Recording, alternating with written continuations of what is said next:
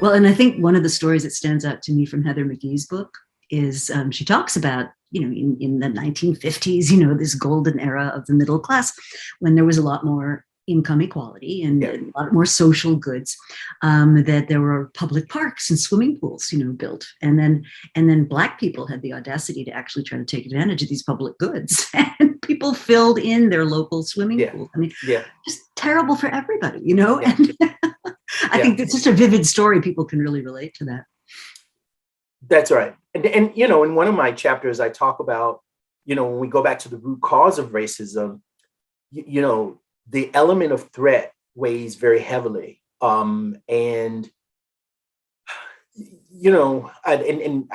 have time to get deep into it today, but there was sort of an unofficial pact that was signed that working class and lower class whites wouldn't have resources, but at least they would have whiteness.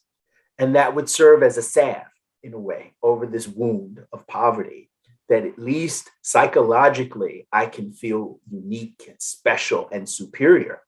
And that was sort of the trade-off is, you don't get very much, right? You're not going to have plantations, you're not going to have wealth, but at least you'll have whiteness. And that's better than you also being an enslaved person. So I think a big chunk of Southern society and US society said, okay, we'll take it. Now, once they signed that, unwritten pact, then they have to defend whiteness. And that means we would rather not have a swimming pool than share it with those people, quote unquote, that were so much better than. And it became a false source of pride. And it became this, I'm going to shoot myself in the foot or cut off my nose to spite my face. And that's what Ted saw. And that's what I think outraged him so much, is that he'd been bamboozled by this and the whole town, right?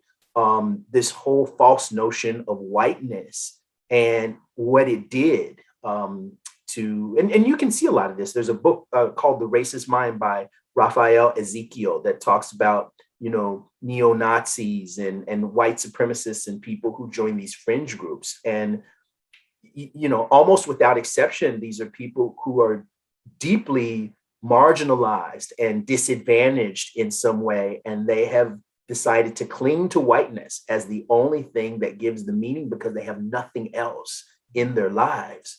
And so, it's a really interesting sort of psychological trap that a lot of white America has fallen into at its own detriment.